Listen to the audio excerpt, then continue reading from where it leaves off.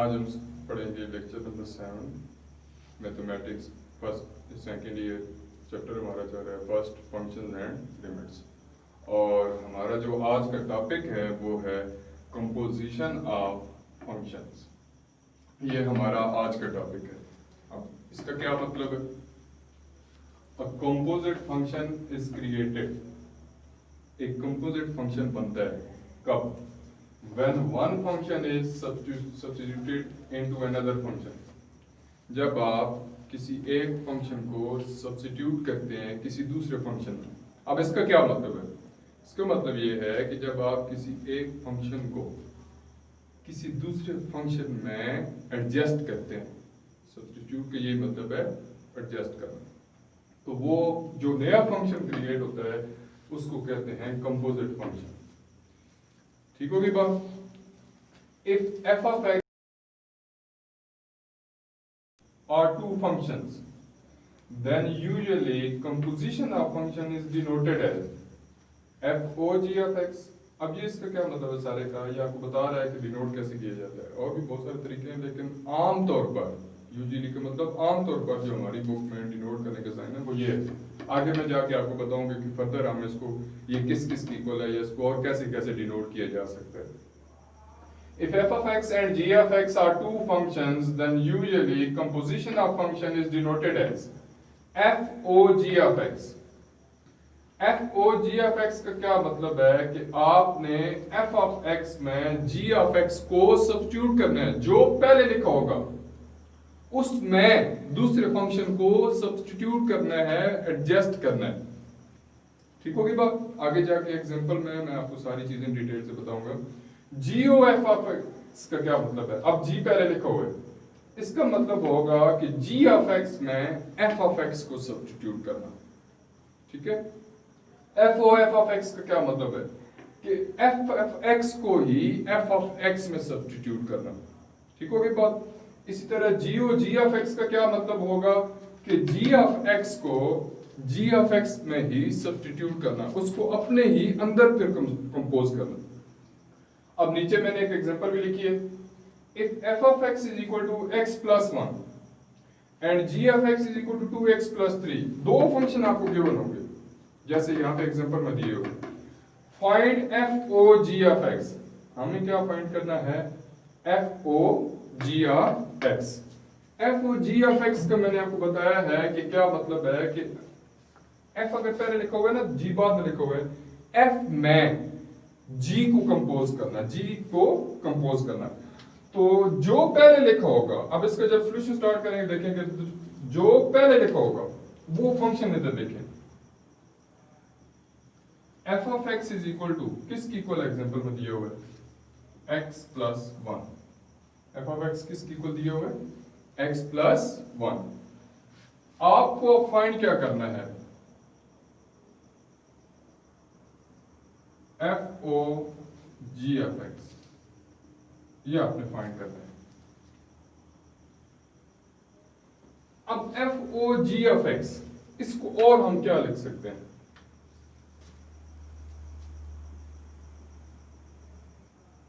इसका मतलब है f into g of x, इस तरह भी हम इसको लिख सकते हैं।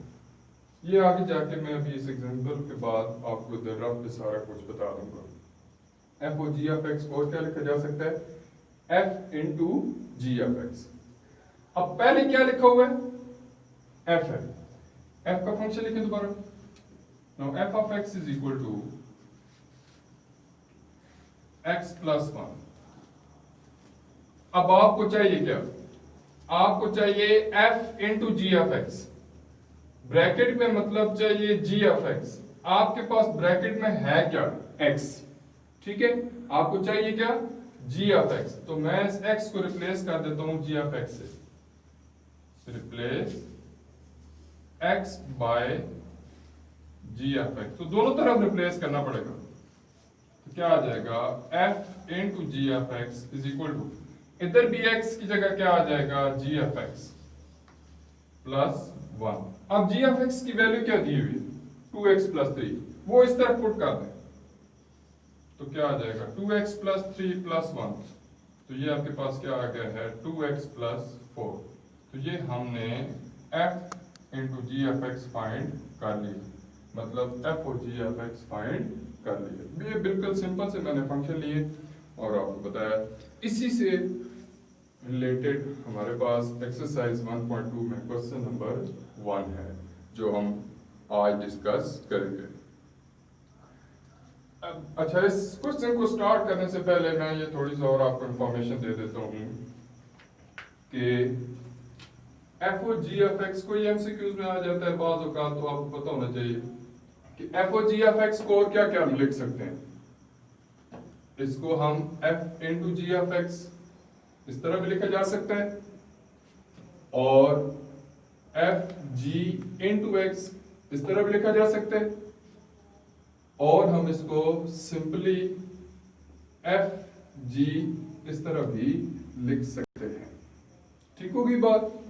इसी तरह अगर आपके पास जी ओ एफ ऑफ एक्स आ जाता है तो इसको हम क्या लिख सकते हैं, जी पहले लिखो तो पहले ही आएगा हमेशा, जी इंटू एफ ऑफ एक्स, और इसको हम क्या लिख सकते हैं जी एफ इंटू एक्स या फिर सिंपली जी एफ।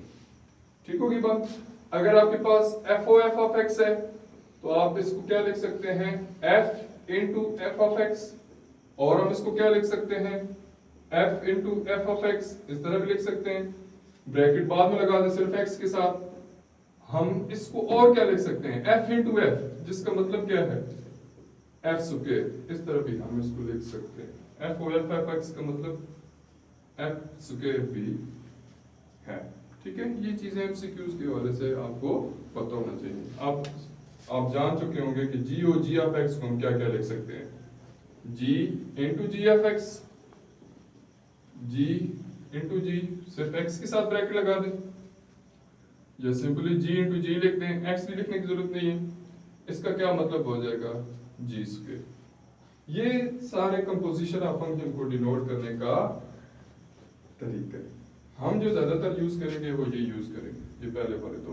क्वेश्चन वाला हमसे ये पूछेगा, जिस तरह ये आप देख भी सकते हैं मैंने लिखा हुआ है, तो ये हम ज्यादातर यूज करेंगे। ये जो पहले दो इसके तरीके हैं डिनोट करने के, वो हम अपनी बुक में ज्यादातर यूज करते हैं इन क्वेश्चंस को सॉल्व करने के लिए। बाकी वैसे आपको पता होने चाहिए।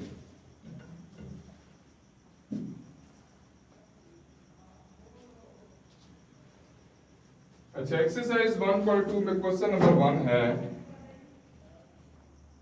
अच्छा, आप उन क्वेश्चन नंबर 1 सॉल्व करेंगे एक्सरसाइज 1.2 का, जो इसी के रिलेटेड है कंपोजिशन ऑफ फंक्शन से।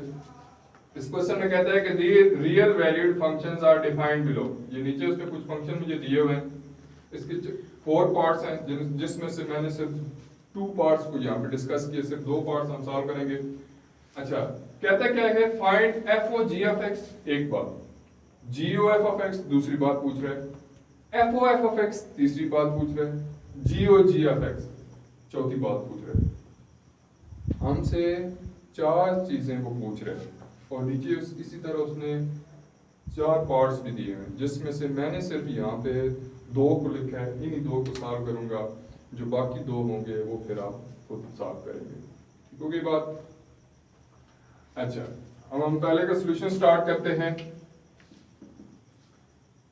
जब सॉल्यूशन स्टार्ट करेंगे तो सबसे पहले लिखेंगे कि गिवन दैट।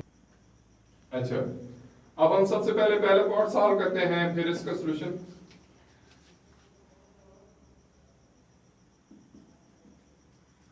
लिखेंगे गिवन दैट, जो चीजें हमें गिवन है, given that F of X किसकी इक्वल है 2x प्लस 1 और जी एफ एक्स किसकी इक्वल है 3 ओवर x प्लस 1। अब मुझे इस पार्ट के लिए ये 4 चीजें फाइंड करनी है, F o g f x, g O F of x, f O F of x, g o g f x.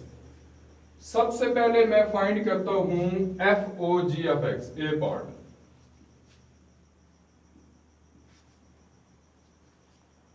ये मैं फाइंड करता हूं। अब F o g f x का मतलब क्या है?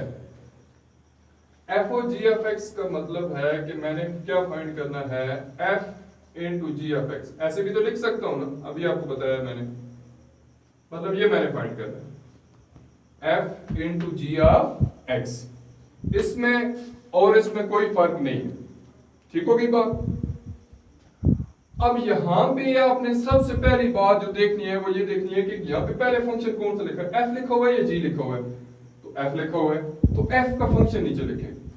Now f of x is equal to क्या गिवन है इस क्वेश्चन में, 2x प्लस 1। अब सिंपल सी बात है, बिल्कुल सिंपल सी बात।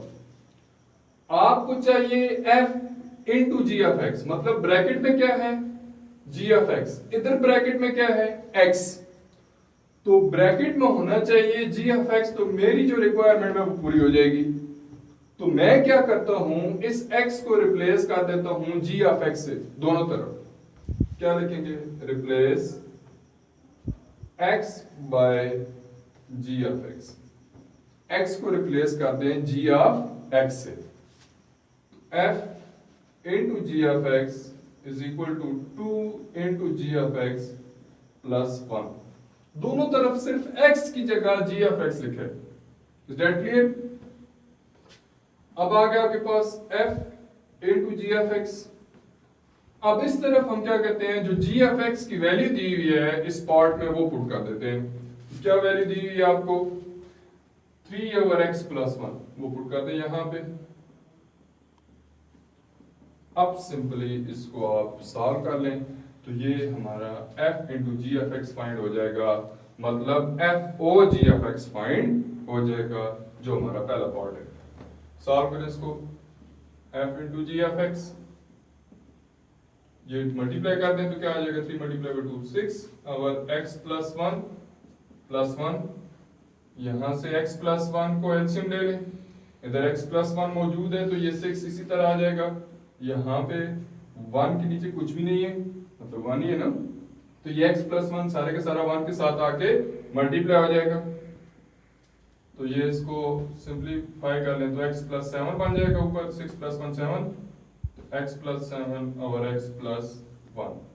ये आपने फाइंड कर लिया है f into g of x, मतलब आपने फाइंड कर लिया है f o g of x. आपने यहाँ पे क्या काम किया है, आपने g ऑफ x को f ऑफ x में सब्स्टिट्यूट किए, पुट किए, एडजस्ट किए, ठीक है। ये है आपकी कंपोजिशन ऑफ फंक्शन, इतना सही काम है, ठीक है। अब मैं इसी पार्ट के लिए यहां से एक और पार्ट सॉल्व करता हूं, F O F of X. किसको सॉल्व करता हूं, F O F of X. अच्छा, इससे पहले G O F of X आप फाइंड करेंगे तो क्या करेंगे, G O F of x find करेंगे तो उसको हम क्या लिख सकते हैं, G into F of x. G पहले लिखा होगा तो यहाँ पे जी ऑफ एक्स का फंक्शन लिखेंगे, फिर जी ऑफ एक्स का फंक्शन लिख के एक्स को रिप्लेस कर देंगे एफ ऑफ एक्स से, जैसे हमने यहाँ पे एक्स को रिप्लेस किया है जी ऑफ एक्स से, तो आपका दूसरा पार्ट हो जाएगा। अब मैं इसका सी पार्ट सॉल्व करता हूं,